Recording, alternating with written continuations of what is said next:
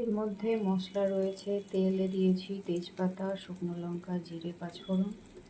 মশলায় রয়েছে tomato, almond, আদা, জিরে মিক্সড করে বেটে তারপরে কষতে দিয়েছি। ঘুগনিটা বয়েল করে নিয়েছি, ভালো করে কষিয়ে নেব।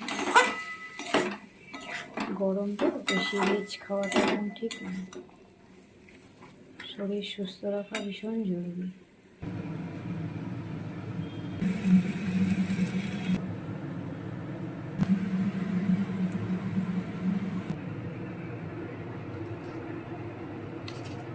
এই সেই মশলা, আমন্ডের আদা বাটা, হোয়াইট অয়েল দেওয়া আছে অনেকদিন ভালো থাকবে বলে।